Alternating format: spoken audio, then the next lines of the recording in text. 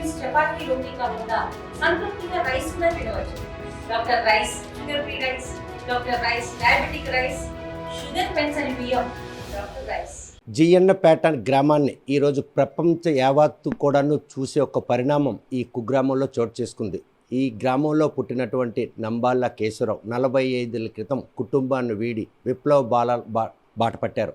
అడవుల్లో 45 ఏళ్ల పాటు ఉంటూ గిరిజనుల సంక్షేమం కోసం అలుపెరగిన పోరాటం చేసిన ఆయన ఈరోజు కేంద్ర ప్రభుత్వం మావోయిజాన్ని భూస్థాపితం చేసేందుకు ఆపరేషన్ కగార్ను రంగంలో దించింది. అందులో భాగంగానే అంబుస్ఘట్ అటవీ ప్రాంతంలో 21వ తేదీన జరిగినటువంటి ఎన్కౌంటర్లో మాత్రం 27 మంది మావోయిస్టులు హతమార్చారు. అందులో మావోయిస్ట్ పార్టీ కేంద్ర ప్రధాన కార్యదర్శి నంబాల కేశవరావు కూడా హతమార్చబడ్డారన్న విషయాన్ని దేశ ప్రధాని ట్వీట్ చేయడంతోనే ఆ బంధువులు మాత్రం నిర్ధారించుకున్నారు. కాకపోతే ఈ ఘటన తెలిసిన క్షణం నుండి ఆ భౌతికాయన మాత్రం స్వగ్రామం తెచ్చి అంత్యక్రియలు నిర్వహించాలని వారు ఎంతో ప్రయత్నం చేశారు. కాకపోతే ఈరోజు ఛత్తీస్గఢ్ ప్రభుత్వం మాత్రం బంధువులు ఎవరూ రాలేదు కాబట్టే అని చెప్పి ఆయన మృతదేహంతో పాటు మరో 5 మావోయిస్ట్ మృతదేహాలను మాత్రం ఈరోజు అంత్యక్రియలు నిర్వహించారు. ఈ విషయంపై ఛత్తీస్గఢ్ ప్రభుత్వం ఆరోపిస్తున్న ఆరోపణ వెనక ఏ వాస్తవం ఉందన్న విషయం నంబాల కేశవరావు పెద్దన్నయ్య ఢిల్లేశ్వర గారు మనతో ఉన్నారు. చూస్తే కనుక ఇన్సిడెంట్ జరిగిన నాటి నుండి కూడాను మీరు చేసిన ప్రయత్నాలు ఏంటి, ఈరోజు వాళ్ళు చెప్తున్న మాటల్లో ఏమైనా వాస్తవాలు ఉన్నాయి? See, these all the facts of the cases. ఏమేమి జరిగిందో నాకంటే మీడియాలో మీ అందరికీ తెలుసు. అప్పుడు ఎప్పుడో ప్రచారంలో ఉంది ఏది నిజమో అనేది. మీకు ఎన్కౌంటర్ అయిపోయిందని చెప్పి 21st మాకు మార్నింగ్ న్యూస్లో చూసాము. Last Wednesday. ఆ వెన్స్డే అయిన తర్వాత మేము మధ్యాహ్నమేమో it has come with the body of him and shown on the TV చూసిన వెంటనే మేమే చాలా బాధపడి ఇది మా బ్రదరే అని మేము నిర్ధారించుకున్నాం. చేసిన తర్వాత వెంటనే మేము పోలీసులు కాంటాక్ట్ చేశాము. మన ఆంధ్ర పోలీసులు కాంటాక్ట్ చేసి ఇక్కడ వాళ్ళకి డిఎస్పి పెద్దనుండి వెంకటప్పారావు గారికి, తర్వాత మిగతా మోహన్ రావు గారి ఎన్టీఏ నక్సల్ స్క్వాడ్ ఆయన ఇన్స్పెక్టరు, మిగతా కొంత పోలీసులు, ఇంటెలిజెన్స్ వీళ్ళందరూ వాళ్ళే ఎక్కువ మంది ఫోన్ చేస్తుండేవాళ్ళు. సాయం చేస్తామన్నారు, వెళ్ళండి మీరు వీడియో బాడీ రండి sir, no problem at all అని వాళ్ళు చెప్పారు.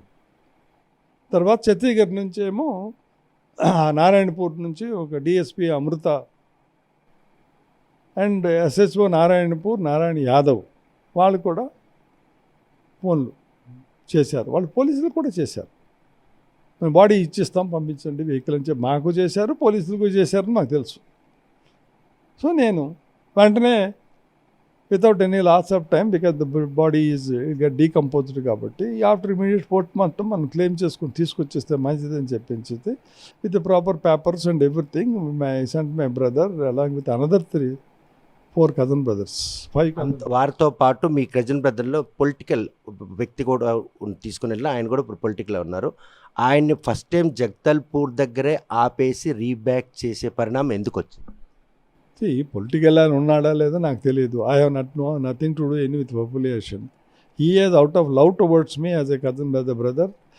మా బాడీని మేము అందరూ కూడా తీసుకురావడానికి మోయడానికి కూడా ఓన్లీ మా తాలూకా పేరు ఉన్నవాళ్ళు, ఏది ఇంటి పేరు ఉన్నవాళ్ళు, తర్వాత మా తల గోత్రం వాళ్ళు వెళ్ళి తీసుకొస్తే మన హిందూ ధర్మం ప్రకారంగా మంచిదని చెప్పి అందరినీ కూడా మా కజన్ బ్రదర్స్నే మొత్తం 5గురిని ఇంకొక అతన్ని హెల్ప్ చేసి పంపించాం. ఎందుకంటే బాడీని మూడే 4 ఉంటే సరిపోతుంది కదా, కానీ 5 బ్రదర్స్ని కజన్ బ్రదరు మై ఓన్ బ్రదర్ని పంపించాం. మేము చెప్పి పోలీసులను వేడుకున్నాం, ఇలా పంపిస్తున్నాం బాబు అంటే మేము వెళ్ళండి అన్నారు. వెళ్ళాము. వెళ్ళిన తర్వాత ఇప్పుడు అక్కడ వీళ్ళు జగదల్పూర్ చేరారు. ఎందుకంటే ఇక్కడ పోలీస్ ఇన్స్ట్రక్షన్స్ ఏం చెప్పారంటే మాకు వెర్బల్గా, వాళ్ళు అన్నీ వెర్బలే పోలీసు వాళ్ళు, then ever give in writing to me, I was only giving in writing to them. So మీరు ముందు జగదల్పూర్ వెళ్ళండి, వెళ్ళిన తర్వాత అక్కడ ఉన్నటువంటి హెడ్ క్వార్టర్స్ పోలీసుని కాంటాక్ట్ చేస్తే they will give you permission to go to Narayanpur.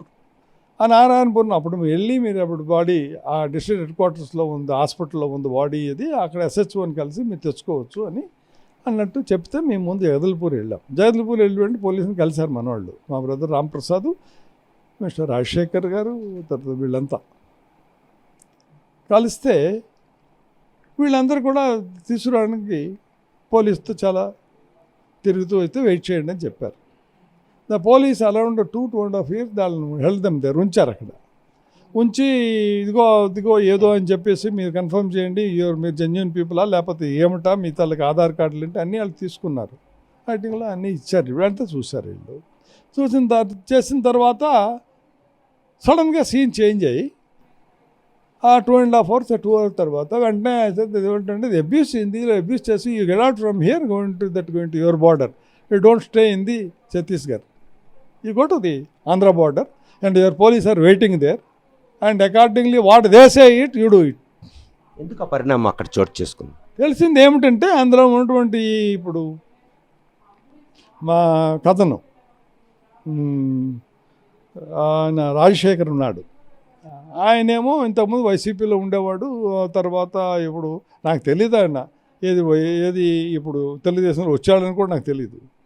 తెలుగుదేశంలో వాడు పార్టీ మరి ఏదో వచ్చాడంట. మా బ్రదర్ ఆయన పక్కనే కూర్చుంటారు, మిగతా వాళ్ళందరూ అదే ఒక వెహికల్లో కదా. ఆయన అక్కడ సిగ్నల్స్ బాగా ఉండవేమో అని చెప్పి అనుకున్నారు. ఎందుకంటే స్పీకర్ పెట్టి మాట్లాడాడు. స్పీకర్ పెట్టి మాట్లాడితే అందులో అచ్చెన్నాయుడు గారు ఆయనకి మాట్లాడారు. చేసి ఈయనేమో కోపంగా మీకు ఎవడరా వెళ్ళమన్నాడు అక్కడికి, మీకు ఎవరి పర్మిషన్ మీద వెళ్ళారు, వెంటనే మీరు వచ్చేయండి, మీరు లేకపోతే మీరు ప్రాబ్లంలో ఉండి చూద్దండి, మీకు అరెస్ట్ కూడా చేస్తారు, యూ గెట్ బ్యాక్ అని చెప్పేసి అన్నాడు అనమాట. సో వీళ్ళు భయపడిపోయారు. సో ఆయన ఇన్వాల్వ్మెంటే ఆ క్షణం యూటర్న్ తీసుకోవాల్సిన అవసరం పడింది అక్కడ. నేను ఎలా అనగలను? పోలీసుకి పంపించేశారు, అక్కడే దాన్ని ఎవరు జగదీర్పూర్ పోలీసు వాళ్ళే మీ తల్లికి బార్డర్కి వెళ్ళిపోండి, మీ పోలీసు వాళ్ళు ఉంటారు అని చెప్పేసి అన్నప్పుడే దాని అర్థం ఏంటంటే ముందే వీళ్ళేం ప్లాన్ చేసుకొని మాట్లాడి ఏం చెప్పుకున్నారో ఆ పోలీసుతో అర్థమవుతుంది కదా మరి మనకి.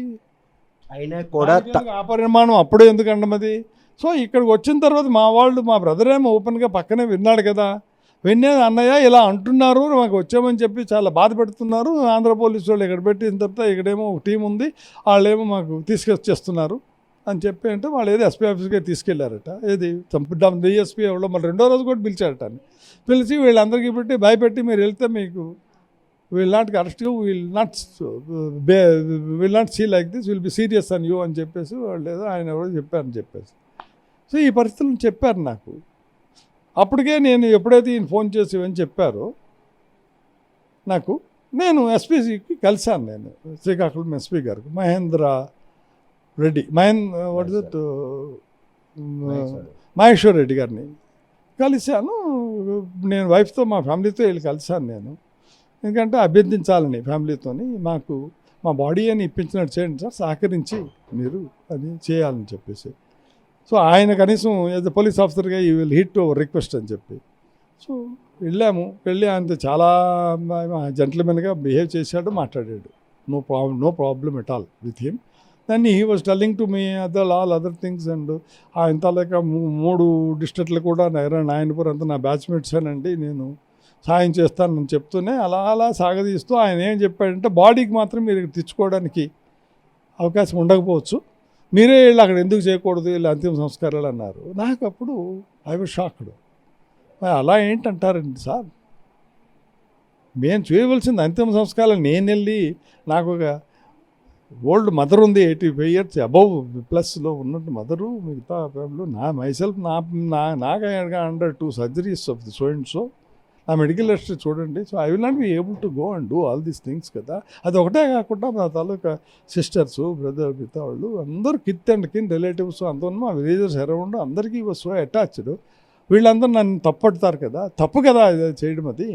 కానీ మా హిందూ ధర్మం ప్రకారంగా నేను ఇక్కడ మా నాన్నగారికి ఎక్కడైతే అంతిమ సంస్కారాలు చేశామో, మా తాతలు ఎక్కడయ్యారో ఈయన్ని కూడా అక్కడే మేము చేయాలి, అది మా తాలూకు పద్ధతి మీద మేము చేసుకొని ఇవ్వండి అని చెప్పాను. ఆయన ఏదో సింపథైజ్ చేశాడు, అవునండి కరెక్టే, కానీ బట్ అప్పుడే ఆయన క్లియర్గా ఏం చెప్పాడంటే, నేనేం చేస్తానండి, మీరు ఒక సీనియర్ ఆఫీసర్ కదా నాకంటే సుపీరియరే, సో మీకు తెలుసు మనం ఎవరిని పనిచేసినా నేను ఒక ఇన్స్ట్రుమెంట్ని అని, ఎవరైతే సుపీరియర్ ఆఫీసర్ చెప్తారో లేకపోతే పొలిటికల్ బాసెస్ ఏది చెప్తారో అదే నేను వినాలి, అదే నేను ఇంప్లిమెంట్ చేయాలి, అదే చేస్తున్నాను అని వెరీ క్లియర్గా చెప్పేశాడు. Very gently he told me that thing. Then I told, sir, if that be the case, I am going to file the move the High Court of Andhra Pradesh, and if necessary, I will file an habeas corpus. ఇంతలా అవరోధాలు ఎదురవుతున్నా కూడా తమ్ముడు మృతదేహాన్ని ఎట్టి పరిస్థితుల్లో స్వగ్రామంలో తేవాలని మీరు చేసిన ప్రయత్నంలో చివరిగా ఛత్తీస్గఢ్ పోలీసులు అక్కడే ఆ మృతదేహానికి అంత్యక్రియలు నిర్వహించారు. అది వాస్తవం నమ్మొచ్చు? అది వాస్తవమే, వాళ్ళే ప్రెస్ రిలీజ్ తీసుకున్నారు కదా నిన్న. అది ఎంత ఘోరమైన ప్రెస్ రిలీజ్ అంటే, మేము ముందుసారి వెహికల్ పంపిస్తే వెనక్కి పంపించేశారు. నేను కోర్టు ఆర్డర్ తెచ్చుకున్నాను. నేను court order is very clear. I'm very thankful to the Andhra Pradesh high court. చాలా వాళ్ళు చెప్పాలంటే హ్యూమనిటేరియన్గా హైకోర్టు హ్యూమనిటేరియన్గా వాళ్ళు తీసుకున్నారు డెసిషన్. తీసుకుని without going to merits of jurisdictional problem of whatever that Chhattisgarh Advocate General putting obstruction or our Advocate General is telling that nothing doing. Honor that the dead body is there. So you after post-mortem allow them to allow their relatives allow them to bring the dead body and do their final rites. And clear order without condition ఇచ్చింది. అయినా కూడా దాన్ని పరిగణలోకి తీసుకునేటువంటి ప్రక్రియ అక్కడ కొనసాగలేదన్నట్టు స్పష్టత కనిపిస్తుంది. వెరీ క్లియర్ కదా, కనిపిస్తుంది కదా. నేను పెట్టిన తర్వాత 3 రోజుల నుంచి ఇది మా తాలూకా ఈ ఫ్రీజర్తో అంబులెన్స్ అక్కడ పెట్టాను. నేను పెట్టి తీసుకురావడానికి రోజు 12 గంటలు అక్కడే కదా, ఆ పోలీసు వాడు ముందే ఉండు. రోజుకు 12 గంటలు, తెల్లవారు 6:30కి 7కి వెళ్ళిపోవడము, మళ్ళీ రాత్రి 9 వరకు అక్కడే ఇది చేసుకునేవాళ్ళము. వీళ్ళతో పోలీసు వాళ్ళు కంప్లీట్ వెళ్ళిపోయిన వరకును.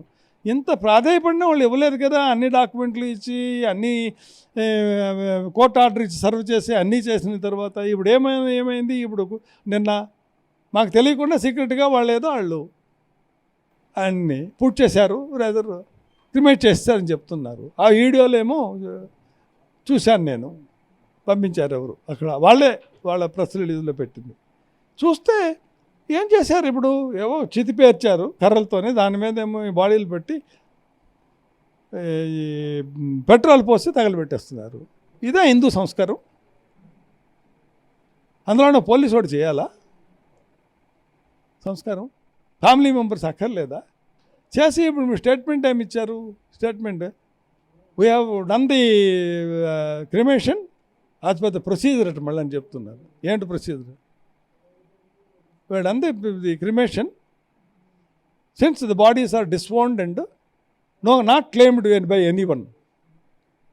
అందరికీ మీ మీడియాకి అందరికీ వెళ్ళి కనిపిస్తుంది కదా, అక్కడే ఉన్నాము, అక్కడే ఫైట్ చేస్తున్నాము, దారుణాలు కూడా చేస్తున్నారు. మన ఆంధ్ర నుంచి వెళ్ళిన వాళ్ళు ఫ్యామిలీస్ అందరూ కూడా ఈ డెడ్ బాడీ తాలూకా అవన్నీ చేస్తుంటే nobody has come to claim అంటే అర్థం ఏంటండి? అది కోర్టు ఆర్డర్ ఉన్నా సరే ఇవ్వకపోవడానికి ఎందుకు అంత భయం వాళ్ళకి? నంబాల కేశవరావు మృతదేహాన్ని బంధువులకు అప్పచెప్పి జిఎన్పేటలో అంత్యక్రియలు నిర్వహిస్తే ఏం జరుగుతుందని భయం ఈరోజు ఇటువంటి దుశ్చర్యపాలు. చూడండి, నాకు ఏమీ తెలీదు. I'm not affiliated to any of their communistic what is say that extremist what civil liberties or others what ever it is you say like that. I'm only his brother. I wanted the body to be brought back as per the court orders. If you are having any doubt, I told them that you please escort us and bring us here along with the body, or you yourself bring it and hand it over the body to us. అదే మాట వాళ్ళు చెప్పారు. ఛత్తీస్గఢ్లో మీ సాంప్రదాయబద్ధంగా అక్కడ అంత్యక్రియలు నిర్వహించుకునేందుకు మేము అవకాశం కల్పిస్తాం, మీరు ఎంతమంది వచ్చినా పర్వాలేదని కూడా రాంప్రసాద్ చెప్పడం జరిగింది. నిజమేనా? వాళ్ళు ఆ విధంగా చెప్పలేదండి, అది తప్పది. వాళ్ళు చెప్పింది ఏమిటి అంటే, మేము ఇక్కడ వీళ్ళందరికీ కూడా చేసేస్తున్నాము because of the bodies are so bad, so no అదర్గా విల్ డూ ఇట్. ఇవి అంత్యక్రియలు బాగా చేసేస్తామా అని చెప్పితే why they are asking that your nobody has come, your disowned and unclaimed bodies అని ఎందుకంటారు? ఆ క్లెయిమ్ చేశారో వాళ్ళకి చెప్పామని కూడా చెప్పచ్చు కదా. మీ చెప్పేదానికి వాళ్ళు క్లెయిమ్ చేశారు, క్లెయిమ్ చేసినా సరే మేము ఒప్పుకోలేదని చెప్పి మేము ఇక్కడే చేసాము, మీరే తీసుకున్నారని చెప్పాము, వాళ్ళే చెప్పొచ్చు కదా. అది మాకు చెప్పలేదే. ఐడెంటిఫికేషన్ ప్లస్ రిలేషన్ మోటివ్ కోసం ఆయనకి సంబంధించిన లేటెస్ట్ ఫోటోతో పాటు ఆధార్ కార్డు కూడా అడిగారంట, నిజమేనా? సరే అంటే ఆధార్ కార్డు ఎలాగే ఇచ్చామండి. నా సంతకం మీద నేను యాజ్ ఎ బ్రదర్గా ఆథరైజ్ చేసి లెటర్ రాశానండి.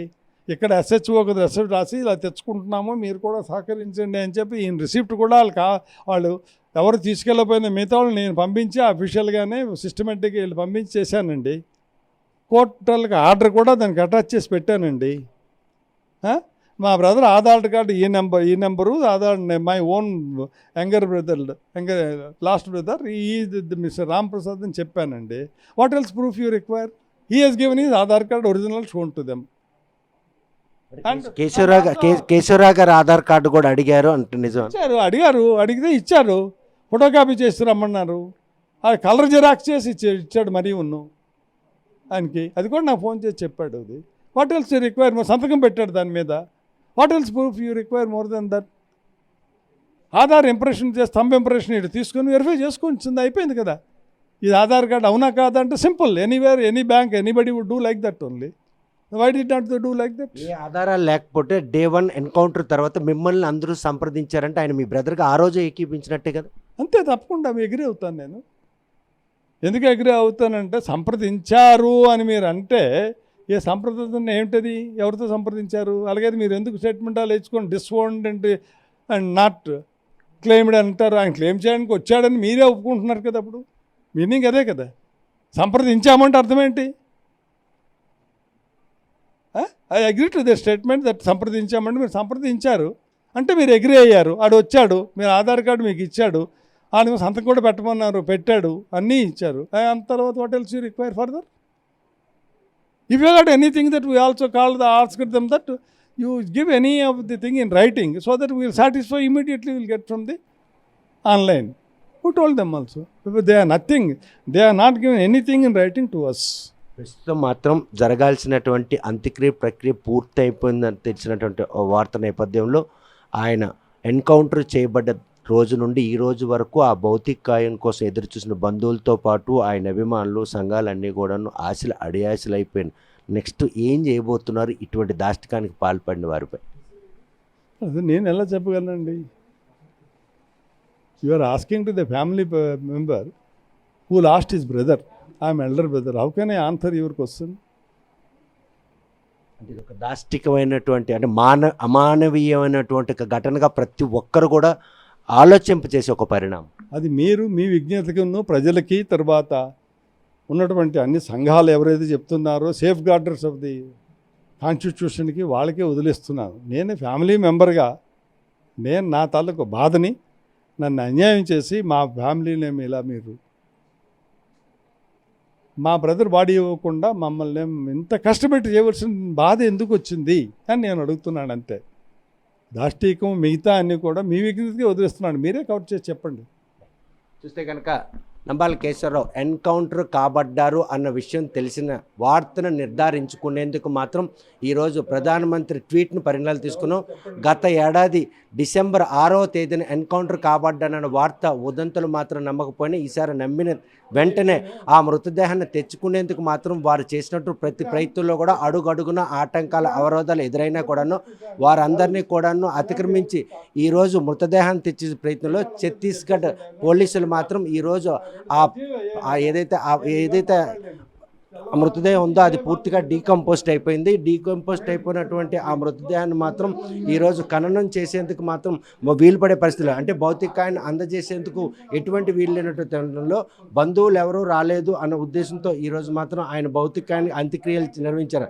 కాకపోతే ఈ విషయంలో మాత్రం ఇటు ఏపీ పోలీసులతో పాటు ఛత్తీస్గఢ్ పోలీసులు కూడాను పూర్తి స్థాయిలో మా కుటుంబానికి అన్యాయం చేశారు.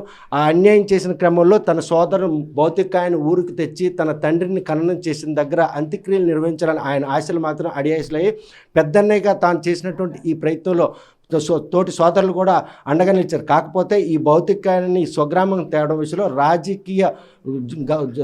రాజకీయంగా కూడా ఆటంకాలు ఎదురుపడ్డాయి. అయినప్పటికి కూడాను ఈరోజు పౌర సంఘాలతో పాటు వివిధ సంఘాల నాయకులు కూడాను ఆయన భౌతికాన్ని చివరి చూపులు చూడాలని చేసిన ప్రయత్నం మాత్రం ఈరోజు పూర్తిగా లేకుండా పోయిన. అయినప్పటికి కూడాను ఈరోజు ఆ భౌతికాన్ని మాత్రం చూడలేకపోయినా చివరికి మాత్రం ఆయన అంత్యక్రియలు నిర్వహించలేకపోయినా కూడాను హిందూ సాంప్రదాయబద్ధంగా ఈరోజు ఆయన సంబంధించిన దినచర్యలు మాత్రం కొనసాగుతుంది. అందులో భాగంగానే ఈరోజు నంబాల కేశవరావుకు సంబంధించినటువంటి అంటే అంత్యక్రియలు కార్యక్రమం ముగిసింది కాబట్టి ఈరోజు ఈ ప్రక్రియను మాత్రం మొదలు పెట్టామని చెప్పి ఆయన స్పష్టం చేస్తున్నారు.